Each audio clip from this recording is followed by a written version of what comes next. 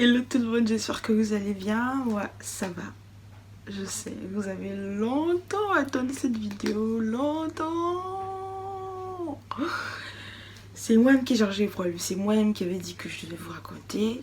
Et là, je suis là, je vais vous raconter ce qui s'est passé dans les moindres petits détails. Donc voilà, si tu n'es pas encore abonné à la chaîne, je t'invite à t'abonner et à activer la cloche de notification pour ne rater aucune vidéo quand je vais poster. Donc aujourd'hui, tout le monde le sait, c'est une story time. Comment je me suis cassé le bras. Comment je me suis cassé le bras. Et là, je vais vous montrer la cicatrice de mon bras. Là. Et là. Là. Et là. Donc sans plus tarder, on commence l'histoire. DJ, balance l'intro. Go. Donc l'histoire se passe, j'avais à peu près 12 ans. J'avais à peu près 12 ans. Et en fait, c'était la période du mariage d'une de mes tatas, de ma maman. Parce qu'en Afrique, vous savez, tata, ça n'existe pas trop, on dit maman. Donc voilà, excusez-moi. Donc, en fait, son mariage, à la coutume, devait se passer à Port-Gentil. Pour ceux qui connaissent, les Gabonais. Et pour ceux qui ne connaissent pas, bah, c'est une ville de mon pays, quoi. Donc, ça devait se passer à Port-Gentil. Et on avait voyagé, du coup. Il y avait plein de personnes, mes tatas, mes tontons, les cousins, les cousines, maman, papa, petit frère, petite soeur, Naomi, nanana, et Touti et Quanti. Il y avait toute la famille, quoi. Ouais, vous savez, les familles nombreuses, les familles africaines, vous savez, vous connaissez. On n'a pas besoin de vous faire un schéma. Donc, voilà. Donc, on est descendu à Port-Gentil pour le mariage en question. Tout se passait bien et tout. On a passé des jours merveilleux, ça on va pas se mentir. Surtout que j'aimais aller à Port-Gentil parce que, hey, moi, j'aime manger. Ma grand-mère, elle arrêtait pas de nous faire des plats. Le matin, tu manges. Midi, tu manges. Le soir, tu manges. Et franchement, j'aime trop Port-Gentil parce que c'est une ville très calme. Donc, j'aime Port-Gentil parce que c'est une ville très calme. Et donc, voilà quoi. Pour moi... Quand j'allais à Port-Gentil, j'étais toujours contente. Donc, le jour où la tragédie est arrivée, je me suis réveillée le matin, tranquille. J'ai mangé, comme d'habitude, je me suis lavée. Télé un peu là, on a mangé un peu à midi, on a fait la sieste. Et après, on est allé jouer avec les cousins et les cousines. Genre à la cour de la maison. On est allé jouer et il y avait les parents, tout ça. Donc bref, on est allé jouer. Moi, petite, j'aimais vraiment les jeux. Franchement, j'adorais. J'étais fan des jeux. J'aimais trop jouer. Mais ce jour-là, en fait, j'avais joué, mais j'étais fatiguée à un moment. Je me suis dit, ah, je suis fatiguée, il faut que je me repose et tout. Bon, pour commencer, je vais aller prendre de l'eau dans la cuisine. Je me suis levée. J'ai arrêté de jouer. Je me suis levée, j'ai commencé à marcher en direction de la cuisine. Et en fait, si vous voulez... Vu que j'étais à la cour, je voulais passer en fait par la porte de la cuisine direct, genre la porte de la cuisine qui donnait directement sur la cour. Je voulais pas encore rentrer dans la maison, traverser le salon, traverser. Je me suis dit bon, bref, je vais passer par là. Donc, je marche à la cour et tout d'un coup, comme ça, boum, je me retrouve sur le mur. Je sais pas ce qui s'est passé. En fait, il y avait un truc sous mon pied, je sais pas c'était quoi, un caillou, un jouet, du sable, je sais pas ce que c'était. J'ai glissé et en fait pour ne pas tomber, pour ne pas me faire mal, parce que je sentais clairement que j'allais me faire mal, je dis pour ne pas me faire mal, j'ai mis mes mains sur le mur, genre j'ai posé mes mains sur le mur, comme ça. Et en fait, waouh, c'était l'erreur. C'était clairement ça l'erreur. Quand j'ai fait ça, avec toute la pression, la force, avec laquelle j'ai voulu tomber, bah ça s'est ressenti sur mon bras en fait. Et crac, direct. Direct, mon bras s'est cassé. Mon bras, il a fait un V, comme ça. Comme ça, je vous dis bien. Mon bras a fait un V. Un V, ça veut dire que là, dedans, mon os était cassé. Mon bras a fait un V, comme ça. Quand je mets mon coude, c'est comme ça que mon bras était, comme ça. Le temps que, en fait, sur le coup, tu vois, ça m'a pas fait mal. J'ai juste entendu que je me suis dit, bon, peut-être que, like, je me suis peut-être déchiré ma jupe que j'avais, ou je sais pas, c'est peut-être l'habit qui a fait ça, ou c'est peut-être, je suis peut-être tombée sur un banc, ou je sais pas. Et quand je regarde mon bras, waouh, waouh, j'étais juste choquée. C'était sale, oh mon Dieu, j'ai failli tomber même dans les pommes. C'était sale, c'était bizarre. J'ai crié, j'ai crié, mais je n'ai pas pleuré. Hein. J'ai crié, j'ai tellement crié que les gens qui dormaient se sont réveillés. Qu'est-ce qui se passe et tout? Pourquoi tu cries? Quand je viens au salon comme ça, je monte mon bras. Quand ma mère a vu ça, oh mon Dieu, que le vertige. Elle voulait déjà me tirer le bras pour dire qu'elle va me réparer le bras qui est cassé. Non, ne tire pas, ça va aggraver les choses. Tout le monde était en panique et tout ça. Ouais, mais j'étais là, je faisais que crier, je ne pleurais pas. Je faisais que crier. Le temps qu'on crie là. Mon père aussi n'était pas là, il était dans ses conglous avec ses amis. Donc on l'a appelé, Joanne s'est cassé le bras. Lui aussi, totale panique. Le temps que lui il quitte de là où il est, nous on est déjà à l'hôpital. En fait, on cherche déjà un hôpital. Donc on a cherché un hôpital. On est allé dans une clinique de Port-Gentil. Je sais pas trop comment elle s'appelle. C'était une petite clinique hein, bien sympa. On a cru que les gens aussi là-bas étaient sympas, mais non, pas du tout. Quand on arrive, voilà, on n'a même pas besoin de parler. Bah, on montre clairement que là, il y a une situation grave, quoi. Non, ici, il n'y a pas de médecin. Hein. On peut pas la garder ici. Hein. Il faut trouver un autre hôpital. Comme ça, là. Sans courtoisie, sans rien. Après, elle dit encore, la dame qui nous reçoit dit encore, ah, mais le bras c'est déjà cassé, non? Quand vous dites de rester tranquille, vous ne restez pas tranquille. Tu vas encore pleurer, quoi. J'ai dit, waouh, les gens ont un tel culot de se mêler de la vie des gens. Toi, tu es là, tu fais ton travail, au lieu de vouloir me servir ou me dire qu'il n'y a pas de médecin, tu t'arrêtes là. Tu parles encore des choses qui ne te regardent pas. Bref, on ne l'a même pas calculé. On a cherché un autre hôpital là. On y est allé en tout cas, et là-bas il n'y avait toujours pas de médecin, il nous sortait les mêmes chansons. Oh le médecin des femmes que là, excusez-moi, là on peut pas aller quelque part d'autre, parce que ça va être la même chanson. Là le bras de l'enfant est cassé, il faut trouver une solution. Oui mais le médecin n'est pas là et tout ce qu'on peut lui faire c'est un bandage et tout. Ok, faites le bandage, on va attendre le médecin. Oui, il va arriver vers 18h, 19h. Faites le bandage, on va attendre le médecin. Tout ça là, j'étais en train de me tordre de douleur. Je criais, genre non. Mais je vous dis que je n'ai pas versé une larme, mais j'étais en train de me tordre sérieusement de douleur. Ah, Seigneur. Quelle expérience. Donc comme ça. La dame m'a bien dit qu'elle va me faire le bandage, non? Ouh. Elle m'a mis le bandage là. Mais genre, like, c'était pas un bandage genre qui me calmait, qui faisait quoi. Oh, j'avais l'impression que ça s'est intensifié. Ça me faisait mal. Ma mère avait pitié quand elle me regardait. Elle-même, je sentais la tristesse dans son regard. Non, c'était incroyable. C'était waouh. On est arrivé à l'hôpital. Il était de 15h30, 16h par là. Le médecin était censé venir à 18h. Ok. Donc, bah, on m'a mis sur le lit d'hôpital là, les lits de consultation d'hôpital là. J'étais là allongée, sans rien, sans anesthésie, sans calmant, on m'a rien donné du tout, juste le bandage. Mais je me suis dit, mais à quoi ça servait en fait? Parce que là, clairement, coupez-moi le bras. Coupez-moi le bras, là je ne peux plus supporter cette douleur. Coupez si vous ne voulez pas me soigner. On a attendu. Mon père est venu avec ses amis. Ils ont demandé pourquoi, comment ça se fait que l'enfant n'ait pas encore de calmant. Comment ça se fait qu'on ne l'ait pas encore consulté et tout et tout. Oh, le médecin n'est pas là.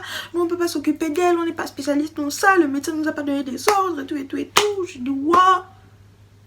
Je dis que non, ce soir-là, je vais mourir. Je vais mourir.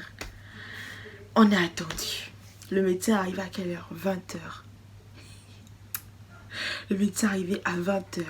Imaginez, de 15h de 16 heures, pas 15 heures, de 16 heures à 20 heures, allongée sur un lit, sans anesthésie, sans calmant, avec un bras dans lequel les os sont cassés. Je vous dis, je ne souhaite pas ça, même à mon pire ennemi. Même à mon pire ennemi, je ne souhaiterais pas ça, franchement.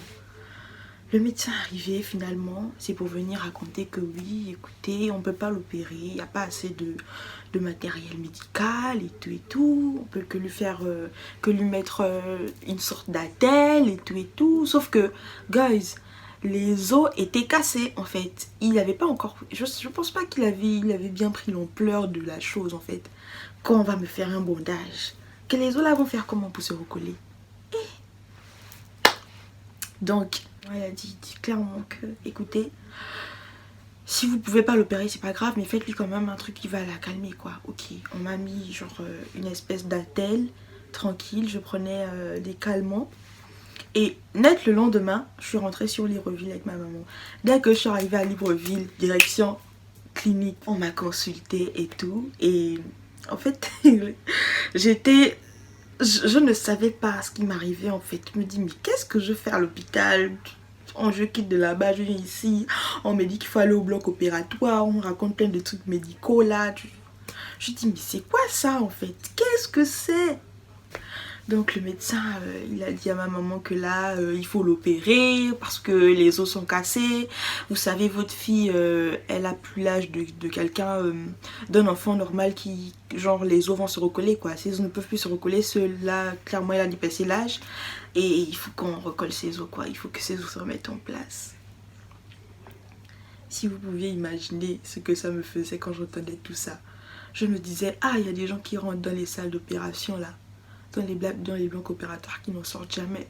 Est-ce que mon opération va bien se passer? Comment est-ce qu'on va faire? Est-ce qu'on va me couper le bras? Est-ce qu'on va me recoller les os? On va me recoller ça avec quoi? On va me mettre quoi? Je me posais tellement de questions, tellement. Et là en fait, je suis rentrée au bloc une première fois. C'était pour mettre le fer. C'était pour mettre le fer. On m'a mis le fer dans le bras. J'étais une cyborg. On m'a mis le fer. Et en fait, je suis repassée une deuxième fois au bloc parce qu'en fait, le médecin disait à ma mère que le fer n'était pas bien placé et qu'il fallait qu'on le replace. Donc, je suis rentrée encore au bloc une deuxième fois pour bien replacer le fer. La troisième fois, c'était pour replacer un autre fer parce que j'en avais deux. Waouh. J'avais deux fers dans le bras. Donc, il y avait un fer qui sortait là. Je sais pas si vous voyez, il y avait un fer un bout qui sortait là. Et il y avait un autre bout qui sortait juste ici, dans le coude. Voilà, comme ça. Et en fait, après ça, on m'a mis le plâtre. Mais comme moi, avec mon boulot à loup, j'ai dit non, j'étais censée être mage à ce mariage. Je dis non, je ne peux pas rater ce mariage. Écoutez, maman, moi, je veux un plâtre assorti avec ma robe. Elle m'a regardé genre, toi tu as le bras cassé, puis c'est toi qui dis encore les choses. Je dis non, moi je veux un plâtre qui a la couleur de ma robe, c'est ça ou rien. La robe des mages et tout, des demoiselles d'honneur, oui. C'était blanc-bleu. Et du coup on m'a trouvé un plâtre blanc-bleu. Je vais vous retrouver la photo, je vais vous la coller quelque part. On m'a mis un plâtre blanc-bleu. J'ai fait, je pense, j'ai fait 3-4 mois avec le plâtre. Ou plus, hein. Ouais, j'ai fait 3-4 mois avec le plâtre. J'arrivais un peu à écrire avec la main droite là, je forçais. Mais quand je n'arrive pas, je laisse tomber.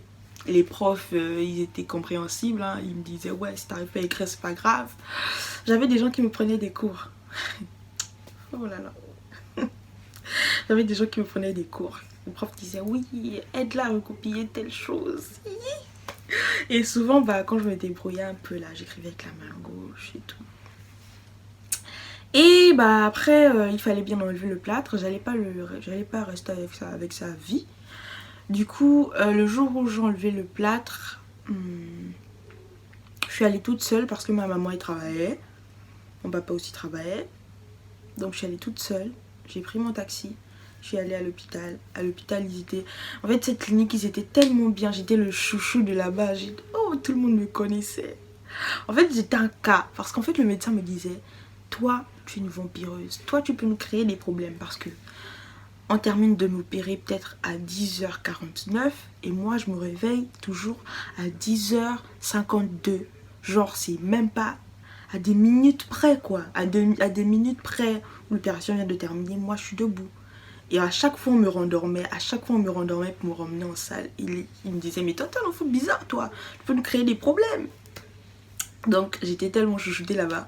Je suis arrivée, les infirmières, elles me disaient, oui, c'est le moment d'enlever le plâtre et tout. Nanana.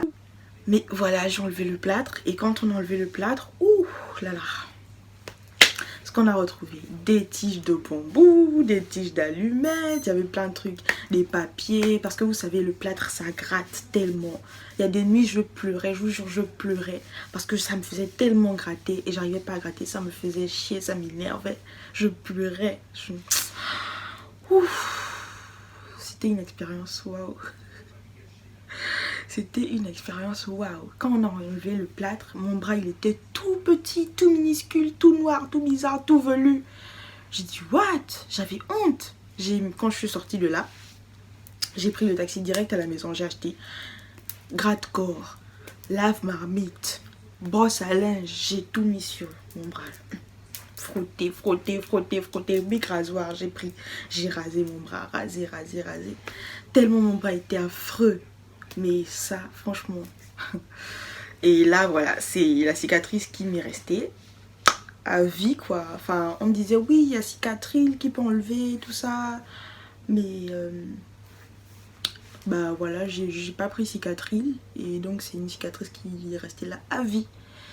Et on va dire qu'après, en fait, après ça, j'avais du mal à reporter des courtes manches. J'avais tellement honte de la cicatrice. En fait, je me disais, mais comment on va me voir une fille avec une cicatrice comme ça au bras? Mais qu'est-ce que ça, en fait? Comment on va me voir? J'avais honte. Je portais tout le temps des longs manches. Bon, on va pas dire que là, j'en porte pas. Même là, je porte tout le temps des longues manches. Mais c'est parce que c'est une habitude que j'ai gardée, en fait. C'est pas que, genre, tu vois... Mais genre, j'arrivais pas à mettre de courtes manches. Et puis un jour, je me suis dit, bon, écoute, peu importe, hein, c'est déjà là, c'est là, on va faire avec. Et donc, j'ai recommencé à porter des démembrés et tout. Et souvent, bah, j'oublie que j'ai la cicatrice, en fait. J'oublie clairement que la cicatrice, elle est là. J'oublie que j'ai eu ça. Du coup... Et donc, si quelqu'un vient me demander qu'est-ce que tu as eu au bras, tout ça, si la personne m'énerve, je lui dire, ah écoute, je me suis battue et tout, voilà. Moi j'avais la machette, l'autre avait le couteau, on m'a déchiré ici et tout ça, genre vous faire Kaira, mais en fait c'est pas ça du tout. C'est ça, c'est pas ça du tout. Et donc voilà la vraie histoire. Désolée à tous ceux à qui j'ai menti. Là maintenant vous connaissez l'histoire. J'espère que vous êtes contents. J'hésitais à vous raconter cette histoire. Je sais pas pourquoi, mais j'hésitais clairement à vous la raconter. Waouh, j'ai dit clairement peut-être 150 fois aujourd'hui. Hein. Oh! Waouh! Donc voilà l'histoire. Je vais vous mettre la vidéo de la photo de quand j'étais habillée au mariage avec mon plâtre et tout. On m'appelait bras cassés. Donc voilà, j'espère que ça vous a plu. J'espère que vous êtes contents. Il y avait des gens là. Oh, raconte-nous que t'as cassé le bras. Raconte-nous comment ça arrive. Vous étiez bien pointu. Voilà, maintenant je vous ai mis l'histoire. J'espère que vous allez aimer. Et franchement, pour ceux qui ont des défauts, pour ceux qui pensent qu'ils ont des trucs que les gens remarquent ou voilà, pour quelques défauts que ce soit, il faut que tu vives avec en fait. Parce que au final, c'est pas un truc que tu as cherché. C'est arrivé, c'est arrivé. Ou si t'es né avec, t'es né avec. Il faut faire avec. Ça devrait être... Parce qu'en fait, si tu fais de ça ta force, bah, les autres ne pourront jamais venir t'embêter sur ça en fait. Si clairement tu assumes ton... Waouh, clairement. Si tu assumes ton défaut, si tu imposes aux autres de t'accepter comme ça, bah personne viendra t'embêter en fait, avec en fait. On viendra te dire juste, ouais, enfin, t'embêter en rigolant, mais... Personne viendra te... Voilà, faut pas avoir honte, faut pas avoir peur de montrer nos défauts et tout. Bon, je ne suis pas là pour vous conscientiser. Moi, je ne sais pas conscientiser les gens. Assumez-vous, c'est tout. Donc voilà, j'espère que vous allez aimer la vidéo. Et surtout, n'oubliez pas de partager et de vous abonner. Je vous fais plein de gros bisous en ce temps de confinement qui est très dur pour tout le monde. Plein de gros bisous et on se retrouve la prochaine fois pour une prochaine vidéo. Je vous aime, bisous.